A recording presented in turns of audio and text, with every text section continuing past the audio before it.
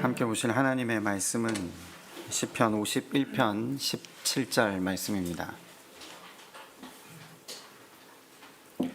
시편 51편 17절 말씀입니다.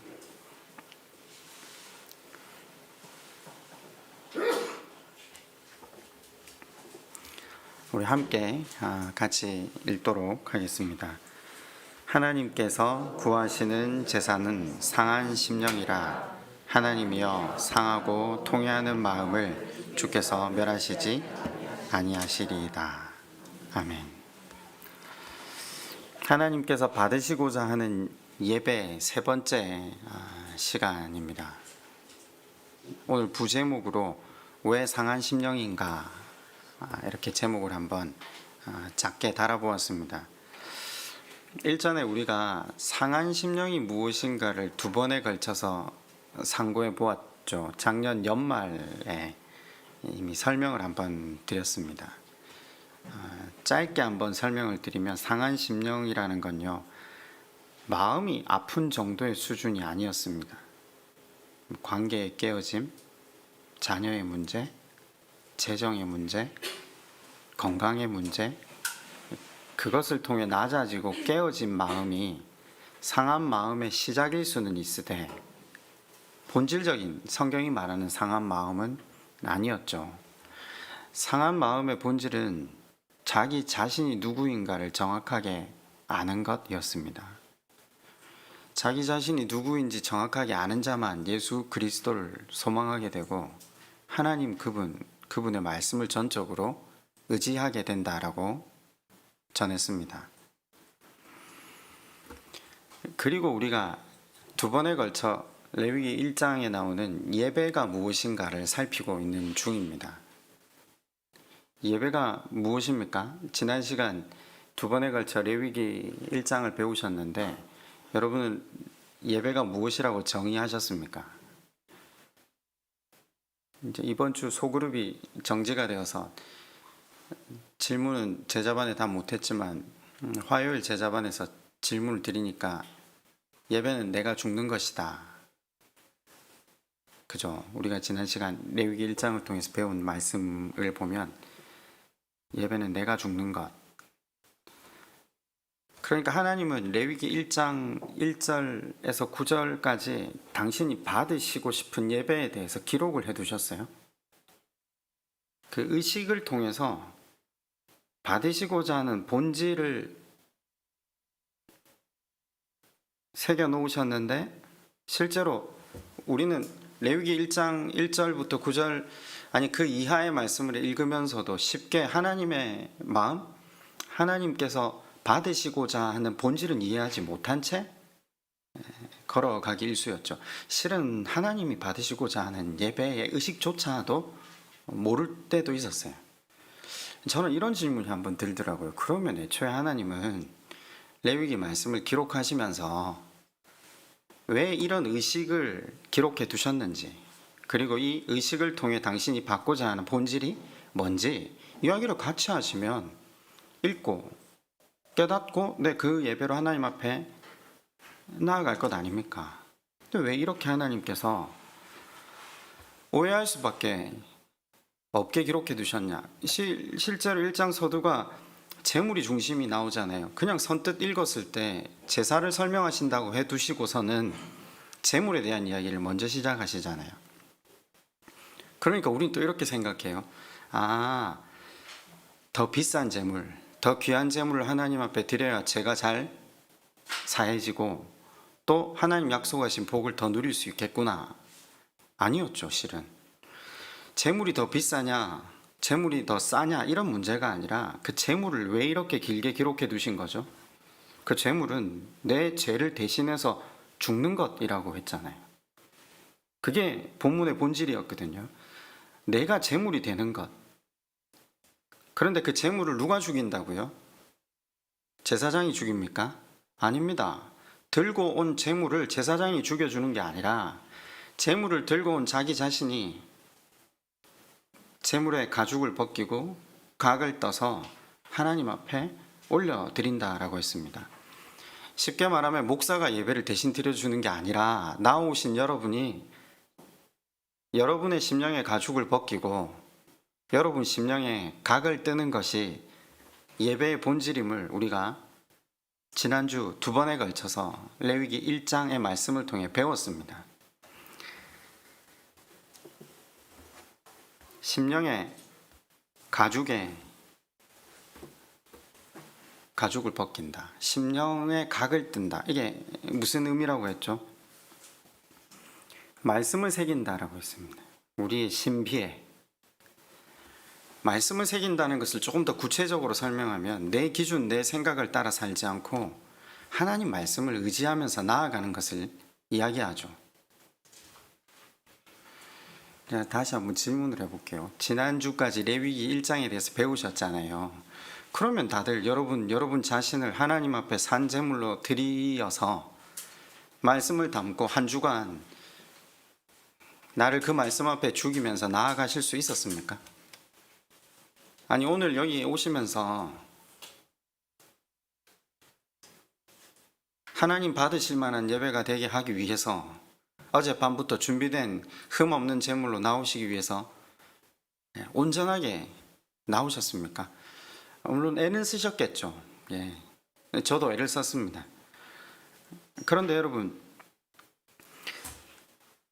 예배에 나온 사람이 언제 자기 자신을 하나님 앞에 온전한 제물로 드립니까? 언제 심령의 말씀을 채우기 시작합니까? 다시 돌아가 보죠. 상한 심령이 될 때죠. 상한 심령이 될 때. 상한 심령의 첫 번째 단계가 아까 어떻게 말씀을 드렸죠? 간절할 때죠. 삶의 어려움이 생겼을 때, 관계의 깨어짐이 생겼을 때, 건강의 문제, 재정의 문제가 생겼을 때, 더 이상 나를 의지해봐야 소망할 게 없구나, 이게 깨닫는 때 드디어 우리가 하나님께로 시선이 옮겨져 가죠.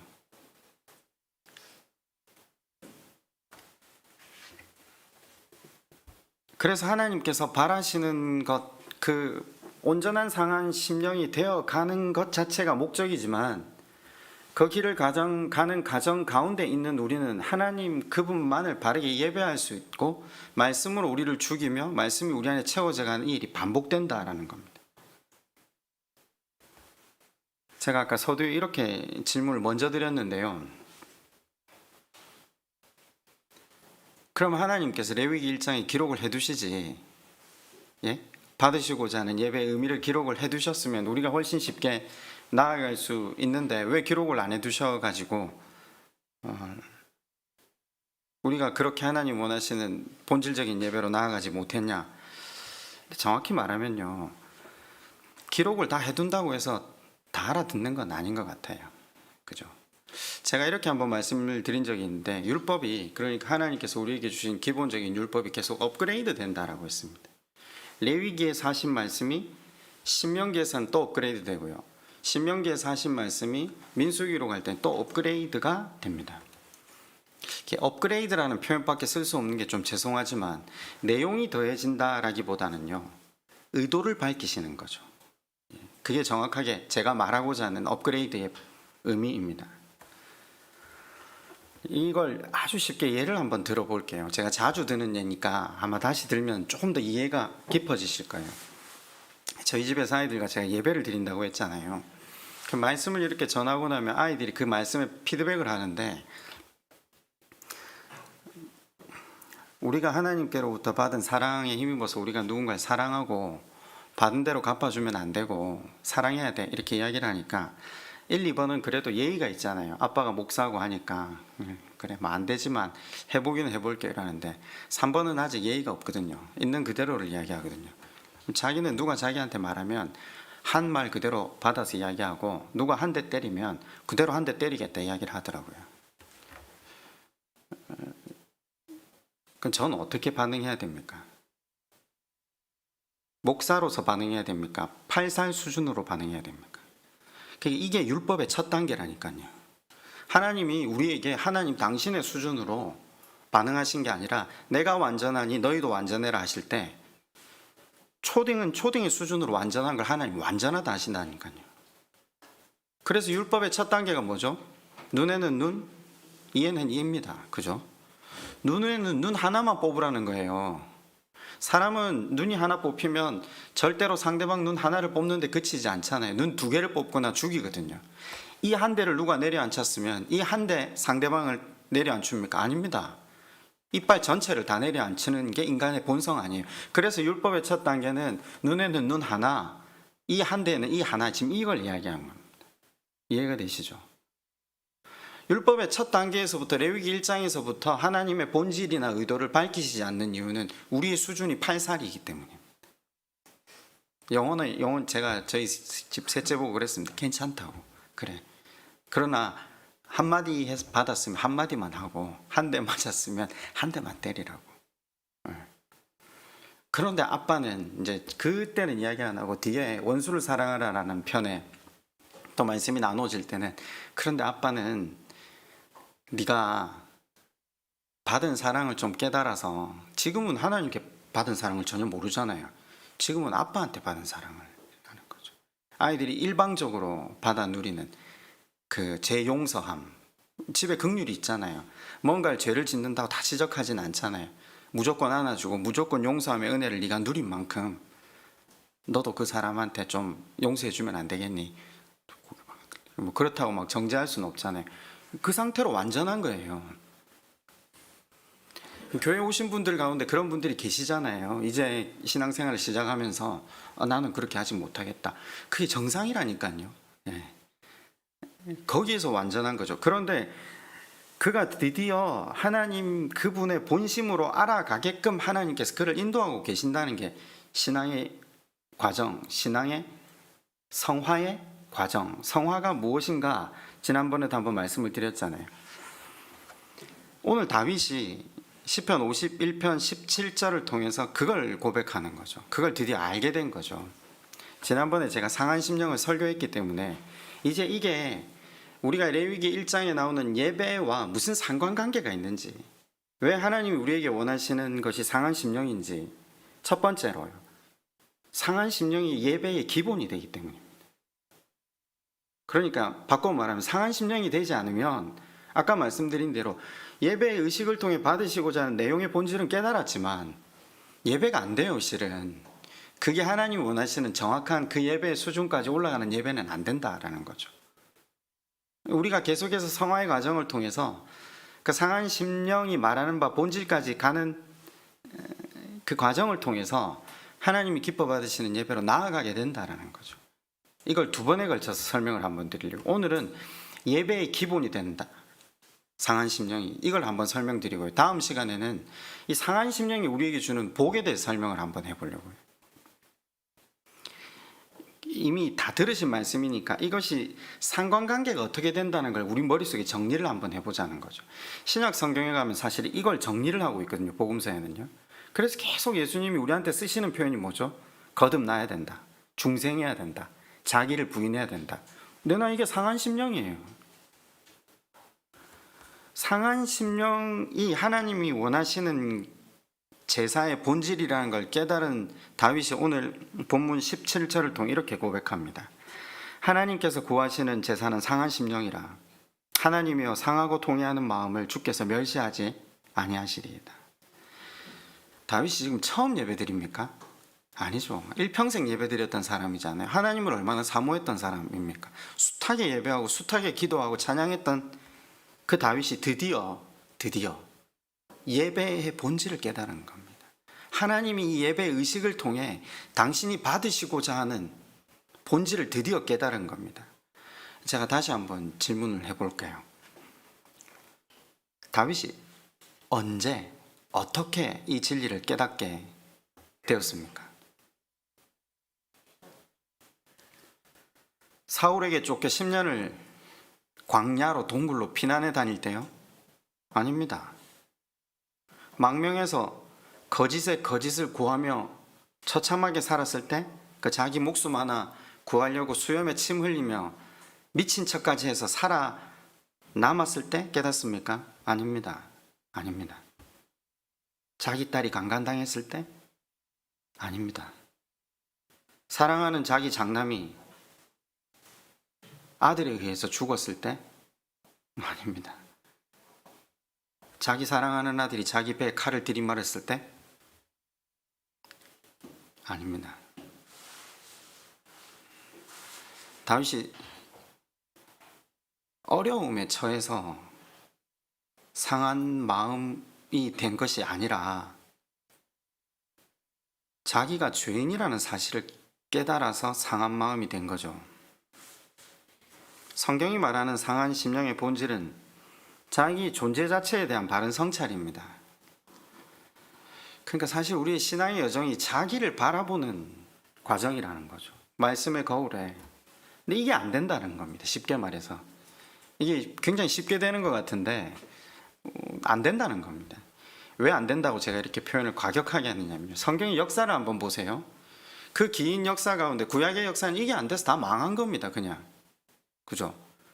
구약의 그 긴 역사 가운데 말씀에 자기를 비추어 보서 상한 심령이 되었던 사람 몇이나 있습니까? 손꼽을 수 있습니다. 역사 이래로 거의 시대의 모든 사람들이 하나님 앞에 상한 심령으로 나아갔던 적 없습니다. 거의. 여호수아 시절 잠시 반짝했던 것 한 번 빼고는 대부분 사사기의 시절이 반복된다라는 걸 우리는 압니다. 예수님 오시고 난 다음은요. 달라진 게 있습니까? 없습니다. 사도 바울이 목회했던 교회들요. 그 서신서에 다 나오잖아요. 갈등, 분쟁. 자기를 말씀에 비추어보는 사람이 없어요. 예. 그게 우리 기독교의 역사예요. 지금까지 그렇게 흘러오잖아요. 이 코로나 시대가 일어났다는 건 하나님이 우리한테 물으시는 거 아닙니까? 너희들 그렇게 그만 좀 예배하고 말씀이 레마로 제발 들리길 바란다. 내가 바라는 예배는 이 예배가 의식이 아니라 상한 심령으로 내 앞에 나오는 거다. 근데 이게 안 되잖아요, 우리가. 예. 역사 이래로 이게 안 됐다라는 걸 볼 때 우린 굉장히 희망이 또 있는 거죠. 사람들은 건강한 교회에 대해서 이야기를 자주 합니다. 제가 일전에 건강한 교회에 대해 설교를 한 적이 있는데 사람들이 모여서 건강한 교회를 만들자라고 했을 때 그 건강한 교회를 만들자 하는 내용들은요, 실은 성경에 나오지 않는 겁니다. 우리가 생각하는 이상적인 사회상일 뿐이죠. 하나님이 원하시는 건강한 교회가 뭐죠? 하나님은 성전된 우리 자신의 이 건강한 교회라는 것 자체가 상한 심령으로 하나님 그분만을 바라보게 하는 것. 저는 그런 면에서는 시냇가 교회는 굉장히 건강한 교회라고 생각을 합니다. 왜냐하면 의인 5명만 있었으면 소돔과 고모라가 안 망했거든요. 전부가 의인이 돼야 되는 게 아닙니다. 그런 역사가 없다니까요. 우리 중에 한 5명만 상한 심령으로 자기가 죄인임을 인정하고 말씀에 자기를 날마다 비추어 볼 수만 있다. 그러면 정말 엄청나게 건강한 교회 아니겠습니까? 저는 그렇게 생각합니다. 저는 건강한 교회 지표가 말씀이 자신을 비추기 시작한다. 그래서 말씀 앞에 무릎을 꿇고 하나님 은혜가 얼마나 큰지를 절감하기 시작하는 사람들이 나오는 교회가 건강한 교회라고 생각합니다. 여러분, 다윗이 어떤 사람이었습니까? 다윗이 그 전에 하나님의 이름을 모욕하고 40일을 주야로 이스라엘 앞에서 떠들었던 골리앗을 아무도 누구 하나 나가 대적할 엄두도 못 내는 그날 다윗이 나아가서 그를 죽였지 않습니까? 말은 또 얼마나 멋있겠습니까? 너는 단창으로 내게 나오지만 나는 여호와의 이름으로 내게 나아간다. 10년을 사울 왕의 질투와 시기로 쫓겨다녔는데 그 10년간 복수할 기회가 여러 번 있었는데 인간적으로 사울에게 복수하지 않았던 다윗. 거꾸로 한번 생각해 보세요. 다윗이 자기가 한 신앙적인 행동에 대한 자부심이 얼마나 컸을까요? 그게 하나님께서 자기라는 죄인을 일방적으로 사랑해 주셨기 때문에 마땅히 하나님 앞에 내어놓은 것이 아니라 거기에 대한 자부감이 컸던 다윗이 밧세바 사건을 저지릅니다. 근데 우리가 사무엘서 공부를 하신 수요 성경 공부를 통해 쭉 짚어왔잖아요. 그 앞에도 밧세바 사건 전에도 다윗이 얼마나 치밀하게 죄를 지었습니까? 거짓, 학살. 네. 근데 다윗이 밧세바 사건을 딱 지나면서 드디어 깨달은 거죠. 아, 믿음이 좋다고 생각했던 자기 자신에게 있어서 이 죄라는 문제가 자연스럽고 본성의 문제고 자기가 원하는 일, 자원하는 것이었구나. 죄를 짓는데 마음에 갈등이 하나도 없어요. 하기 싫은데 억지로 죄 짓고 그런 게 아니라는 거죠. 너무나도 스스럼 없이 자연스럽고 자원함으로. 그래서 다윗이 시편 51편에서 고백을 이렇게 하네요. 나는 원래는 괜찮은 사람이었는데 밧세바 사건으로 한 번 실수한 거다. 그런 회개 안 해요. 나는 태중에서 날 때부터 죄인이다라는 표현을 써요. 뭘 깨달은 겁니까? 자기 자신에 대한 정확한 본질을 깨달은 겁니다. 아, 이게 나구나. 내가 전에 골리앗을 이긴 건 그냥 소가 뒷걸음치다가 쥐잡은 격이구나. 나는 본질이 죄인이구나. 내가 신앙이 좋은 사람인데 한 번 넘어진 게 아니구나. 자기 인생 전체를 바르게 조명한 겁니다. 그 사실에 다윗이 절규하는 거죠. 아, 내가 숨쉬고 밥 먹는 것처럼 죄 짓는 인간이구나. 내가 하나님을 하나님으로 제대로 인정하지 않고 살았구나. 그렇잖아요. 하나님 눈앞에서 자기 이기심과 욕망을 따라 사는 그 행동들이 드디어 깨달아졌을 때 내가 하나님 모른 척하고 살았구나. 그걸 깊이 인식한 상태를 상한 심령이라고 합니다. 어딘가와 닮아 있지 않습니까? 어딘가와 닮아 있지 않습니까? 그러니까 그러면서 동시다발적으로 아들이 자기 배에 칼을 들이밀었을 때 제가 그랬잖아요. 다윗이 위대한 점은요. 다윗의 친위 부대가 있잖아요. 그 친위 부대로 그렇게 몰려든 사람들을 정치적으로 설득할 수도 있고요. 이게 그냥 우발적으로 일어났잖아요. 압살롬이 반역을 일으킨 게 200명의 유력 인사를 초대해서. 그리고 친위대는 자기 옆에 그대로 있거든요. 그러면 반란군이 몰려와도요. 싸우면 이쪽이 이길 승산이 훨씬 커요. 그 사람들 돌이킬 수도 있고 설득할 수도 있고요. 근데 다윗이 그렇게 하지 않잖아요. 하나님께서 자기에게 행하시는 일의 본질을 깨달은 거죠. 그게 너무 어렵다는 거죠. 이 다윗의 수준이 굉장한데 그 하나님에 대한 인식이 깊어져야지만 알 수 있는 단계, 갈 수 있는 단계가 상한 심령인데 그 단계가 꼭 닮아 있는 신약의 구절이 있죠. 그게 로마서 7장이라는 거죠. 로마서 7장은 누가 고백한 겁니까? 사도 바울이 고백한 거거든요. 사도 바울이 기독교 성화의 과정을 보여주는 거죠. 사도 바울이 고백한 로마서 7장은 사도 바울의 사역 초기에 한 고백이 아닙니다. 마지막 단계입니다. 뭐라고 하죠? 내가 선을 행하고 싶은 마음은 있다. 왜요? 하나님께 받은 은혜가 너무 커서. 그런데 내 안에 죄가 선하고 싸우면 늘 누가 이긴다고요? 죄가 이긴다고요. 그게 내 본질이다. 그러면서 뭐라고 합니까? 오호라 나는 공고한 자다. 이 사망의 몸에서 누가 나를 건져내랴. 여러분 그러면서 로마서 8장이 나옵니다. 8장은 뭐라고 하죠? 그래서 예수 그리스도가 나의 구원자시며 유일한 소망이시다. 그 주님을 힘입어 주님이 원하시는 걸음을 내가 걷겠다. 기독교의 성화는요, 온전해지고 더 죄를 안 짓고 더 실수 안 하고 그쪽으로 가는 게 아닙니다. 우리의 본질을 더 깊이 알아가는 겁니다. 그래서 그리스도 없이는 살아갈 수 없는 존재라는 것을 온전하게 깨닫는 것이 성화라는 거죠. 하나님께서는 우리로 하여금 이 신앙의 여정을 통해서 그 길을 인도하고 계신 겁니다. 계속 인도하고 계신 겁니다. 저는 이제 개인적으로 목사인데 목사로서 느끼는 이 감정들이 굉장히 복잡하잖아요. 제가 이제 집사람이 1부에 예배드리고 2부에 내려갔으니까 얼마 전에 집사람이 이런 고백을 한번 하더라고요. 저희 집 1번, 2번이 학교에 가서 좀 심한 왕따 사건을 좀 당했었거든요. 처음에 집사람이 그런 얘기를 하더라고요. 아이를 왕따시키고 있는 그 가해자들, 아이들에 대한 문제, 그 아이를 기른 부모들에 대한 문제를 계속 이야기를 하더라고요. 그 듣고 있었죠. 집사람이 그렇게 판단하고 생각하는데 뭘 이야기하는데 우리가 뭘 건져낼 수 있겠습니까? 말씀을 계속 듣고 나더니 자기를 말씀에 계속 비추더니 어느 날 이런 이야기를 하더라고요. 이 왕따의 모든 문제는 자기 때문이라고 하더라고요. 내가 아이들이 사람과 관계하는 법, 사람 앞에서 자기가 누군지를 인지하게 하는 방법 면에 있어서 내가 잘못 가르친 거다.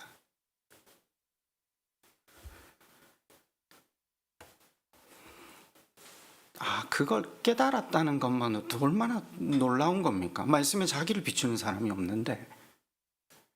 근데 제가 그런 얘기를 했어요. 우리가 그걸 깨닫는다고 해서 달라질 게 있나? 제가 지금 한탄하자 이 말이 아니라, 그러니까 이제부터 하나님 방법으로 살아가길 위해 애써보자. 그 지경까지 가야 된다니까요. 그 지경까지 가지 않으면요, 우린 절대 하나님 앞에 죽는 예배로 나아가지질 않아요. 그러니까 제가 순서를 좀 바꾸면 겸손을 설명했잖아요. 겸손이 뭐죠? 기독교가 말하는 겸손이 뭐죠? 내가 누군지를 아는 게 겸손이에요. 뭐 겸손하게 말하고 행동하고 뭐 겸양의 미덕을, 그런 게 겸손이 아니에요. 그건 겸손의 시작일 수는 있으나 기독교가 말하는 겸손은 내가 누군지 아는 거예요. 그런데 제가 예를 하나 드려드렸잖아요. 박영선 목사님 예를 하나 드려드리면서, 박영선 목사님이 되게 심하게 말씀을 하시던데, 60 전에는 겸손한 게 아니라 겸손을 떠는 거라고 하더라고요. 겸손을 떠는 거라는 걸 깨달아야 된다고. 그럼 언제 겸손하게 되느냐? 내가 지금 비판하는 사람들이 있잖아요. 그 사람들이 하는 행동, 말이 내가 누군가에게 한 행동이고 말이라는 사실을 숱한 수백 밤, 수천 밤, 수만 밤을 통해서 내가 그 사람들의 인생을 망가뜨리고 고통스럽게 하는 가해자라는 사실을 대면해야 된다고. 그래서 나 자신에게 절망하고 또 절망하고 또 절망해야 드디어 겸손해지기 시작한다더라고요. 그게 여러분 겸손입니다. 그때 누구를 의지하게 되겠습니까? 나한테 소망이 없다는 걸 드디어 깨달은 사람들만 하나님을 의지하기 시작합니다. 근데 이게 참 어렵습니다.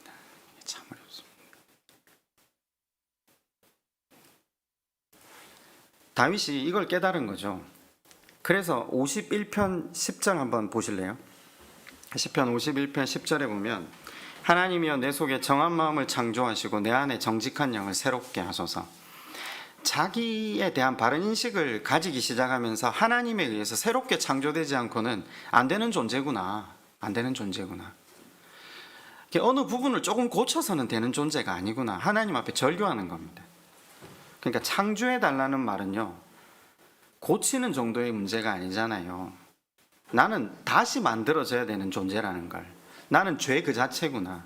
이게 단순하게 어느 부분을 치료해서 될 문제가 아니구나. 죄 덩어리는 완전히 깨어져서 산산조각이 나야 돼요. 그리고 다시 만들어져야 돼요. 그걸 깨닫는 상태가 상한 심령입니다. 내 실존, 내 본질을 바르게 깨달을 때 누구를 바라보기 시작합니까? 하나님을 바라봅니다. 나를 의지하지 않고 드디어 하나님을 의지하기 시작합니다.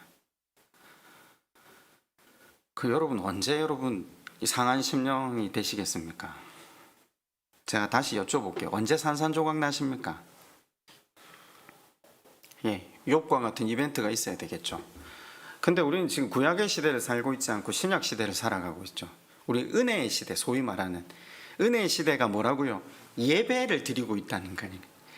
밝혀진 말씀을 붙들고 있다니까요. 그 말씀이 우리에게 깨달아져서 그 말씀의 의미가 우리 안에 녹아져 들어와서 우리가 이벤트나 환난이나 공고를 지나지 않아도 그 하나님의 의도를 알고 그 하나님 앞에 나를 드릴 수 있는 은혜의 시대를 살고 있다니까요. 제가 아까 그랬잖아요. 목사로서 가지고 있는 가장 큰 고통이, 그러면 사람들이 말씀을 듣고 자기의 심령에 자기를 비추어 보고 상한 심령이 되고 하나님 앞에 이런 예배로 나아가면 참 좋은데 안 된다는 거죠. 그죠? 그러면 두 가지 문제를 볼 수 있죠. 목사가 설교를 잘못하거나 아니면 성도가 완악하거나, 둘 중에 하나겠죠. 답을 찾자는 이야기는 아닙니다. 제가 항상 청년부들하고 나눔을 하다 보면 오늘 예배 말씀의 내용이 뭔지 못 알아들었습니다. 그럼 일단 설교자 잘못이죠. 내가 미안하다. 내가 설교를 잘못했다. 못 알아듣게 했구나. 이게 너무 사실 고통스러워요. 그잖아요. 앞에서 누가 말을 1시간 했는데 아이가 실컷 듣고 있는데 아빠 무슨 말 하는지 모르겠어요. 이게 얼마나 큰 고통이에요. 그럼 아이 수준에서 알아들을 수 있도록 이야기를 해야 되는데 우리 교회는 초신자들이 와서 알아들을 수 있는 말씀의 수준으로 말을 전달하고 있지는 않아요. 그건 제가 정확하게 알고 있어요. 그래서 한동안 엄청 고통스러웠거든요. 사실 이걸 어떻게 해야 되나. 근데 제가 운택이기 때문에 마음에 굉장히 큰 위로를 얻었어요. 운택이가 그렇게 이야기를 해줘서 듣고 있구나, 들리구나. 자기가 그러더라고요. 내 다른 교회 다닐 때 나눔하면 늘 내가 잘한 것, 나를 드러내고 내가 이렇게 해서 하나님 앞에 복 받았다는 걸 나눴는데 여기 교회 와서 사람들하고 나눔하면서 바뀐 게 있다면 내 부족함, 내 죄인됨, 그럼에도 불구하고 하나님께서 베푸시는 은혜를 나누게 되었다. 20대 초반 청년이 그걸 깨달았다면 제가 좀 혼자 스스로 탈출한 거죠. 이 내 설교의 문제가 아니구나. 우리의 완악함의 문제구나. 지금 책임을 이쪽으로 좀 전가시키고 있는 겁니다. 이게 안 돼요. 이게 안 돼요. 그럼 여러분, 굳이 하나님께서 우리 삶의 이벤트를 왜 일으키셔야 돼요? 저 병원 가서 눕고 싶지 않아요. 저는 큰 사건이나 사고를 당해서 제 안에 소망이 없고 하나님 그분이 소망이십니다 고백하고 싶지 않아요. 그래서 동일한 마음으로 여러분한테 전하는 거예요. 이 말씀이 레마가 되고 말씀이 여러분 자신을 비추어서 하나님 그분을 바라볼 수 있기를 바라는 마음으로 말씀을 전하는 거죠. 여러분, 하나님은 이 예배 의식을 통해 단지 재물을 받으시려고 하는 게 아니라는 걸 우리가 지금 배우고 있잖아요. 죄의 문제가 해결돼야지만 하나님과의 관계 회복이 있다니까요. 그래서 하나님께서 이 죄의 문제를 해결하기 위해서 재물을 가지고 나오라고 한 거고, 재물에다 죄를 전가시켜서 실제로 내가 죽어야 되는데 내가 못 죽잖아요. 내가 죄 덩어리인데 하나님은 우리가 죽는 걸 원치 않으셔서 대안을 만들어 주신 게 제사제도, 예배잖아요. 그래서 소의 피 흘림, 염소의 피 흘림, 양의 피 흘림을 통해 네가 죽은 것으로 간주해 주겠다, 쳐 주겠다. 이 얼마나 큰 은혜입니까? 이 은혜를 통해 하나님과의 관계를 회복할 수 있는 길을 여셨거든요. 예배는 하나님과의 끊어진 관계의 회복이에요. 목숨이 붙어 있었던, 내 눈앞에 숨을 쉬고 있던 어린 양이 제물로 나를 대신해서 죽는 걸 보면서 하나님, 내가 죄 그 자체군요. 내가 이런 존재군요. 내가 죽어야 되는데 이 동물이 죽습니다. 이 문제를 해결해 주신 은혜의 하나님, 제가 이 기회를 놓치지 않고 이 예배를 통해, 제사를 통해 하나님과 더 깊은 사귐을 가지고 싶습니다. 하나님을 더 깊이 바라보고 싶습니다. 그러니까 하나님 손을 바라보는 게 아니라요, 하나님을 바라보겠습니다. 이게 예배를 통해 하나님께서 우리에게 받으시고자 하는 예배의 본질이라는 거죠. 제가 아까 이렇게 표현했는데, 그럼 하나님 율법서에 이걸 기록을 해두시지, 예? 왜 이걸 기록을 안 해두셔가지고, 기록은 안 해두셨지만 선지자들은 알고 전하잖아요.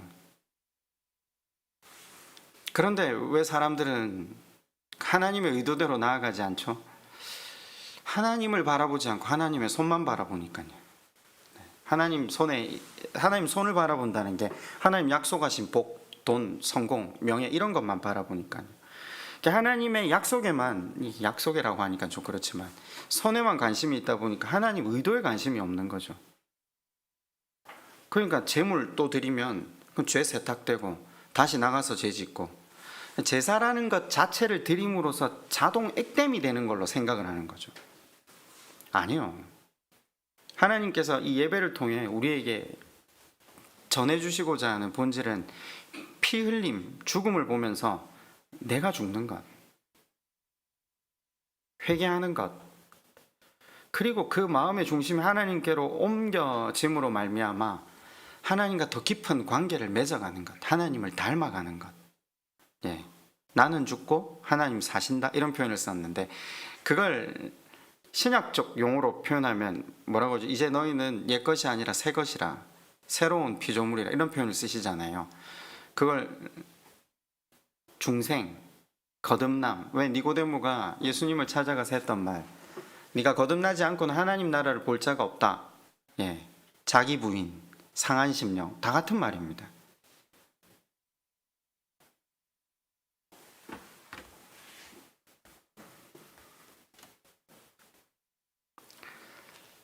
언제쯤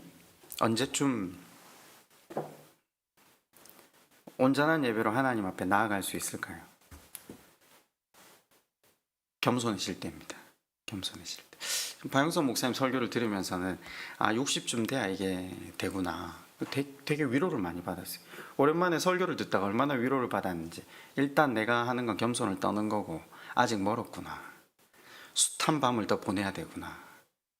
내 자체가 죄인이라는 사실의 본질을 정확하게 깨달을 때까지 숱한 밤을 더 보내야 되겠구나.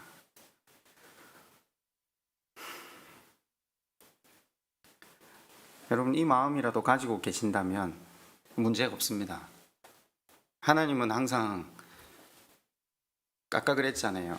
내가 완전하니 너도 완전하라 했을 때 8살이 8살로 완전한 거 완전한 걸로 치신다니까요. 그죠? 우리는 내가 완전하니 너도 완전하라 하면 자꾸 피조물이 창조물처럼 완전해져야 된다는 생각을 하는데, 아니요. 그 수준에서 완전한 걸 완전하다라고 성경은 말하거든요. 그러니까 그 상태에서 하나님 바라보면서 가면 돼요. 그런데 중요한 건 뭔지 압니까? 성경의 어느 시대를 보아도 그렇게 걸어가는 사람들이 적었다? 아니, 거의 없었다는 게 문제죠. 왜냐하면 병에 깊이 걸려 있거든요. 영적 둔감성. 병 중에 가장 무서운 병이 어떤 병인지 아십니까? 통증을 못 느끼는 게 가장 무서운 병입니다. 심각한 병에 걸렸는데 아프지 않은 거죠. 신앙생활 하면서 가장 무서운 게 뭔지 아십니까?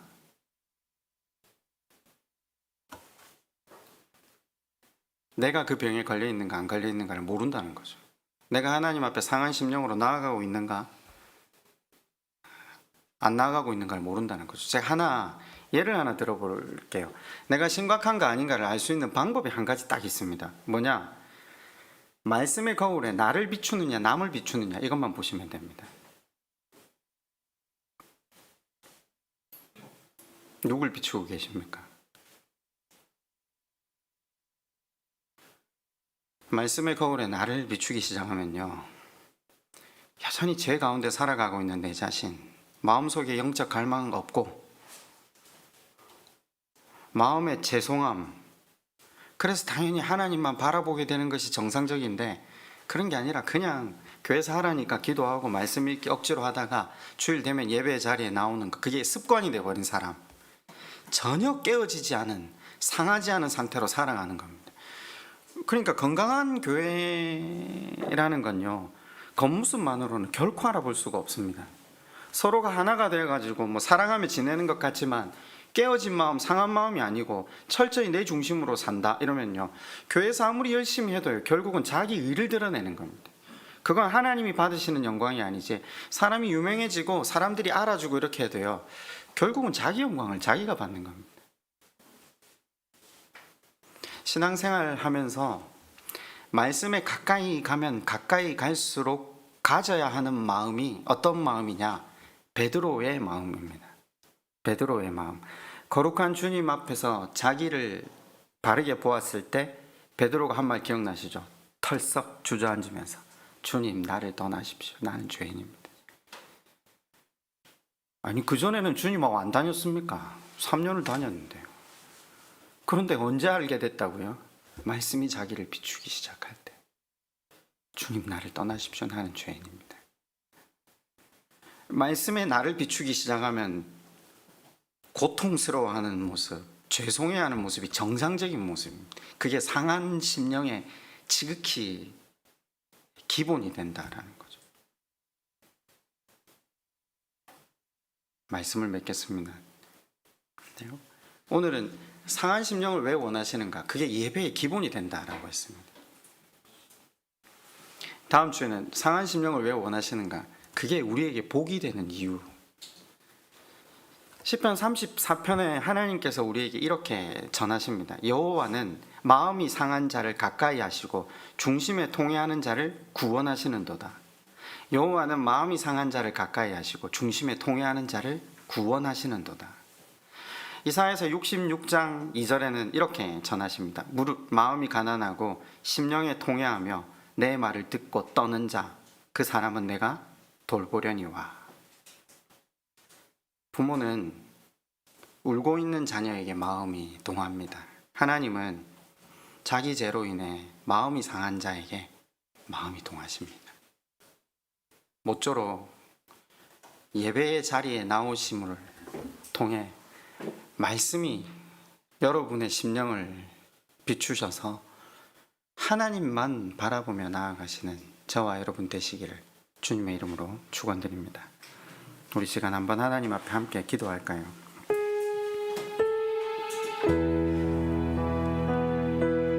제가 아까 그랬잖아요. 기독교 역사 이래, 성경 역사 이래 말씀의 자기를 비춘 사람들은 적었습니다.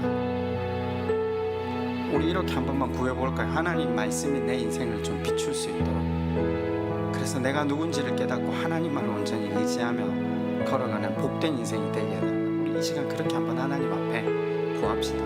구하면 주시겠다 약속하지 않으셨습니까? 같이 한번 하나님께 기도하겠습니다.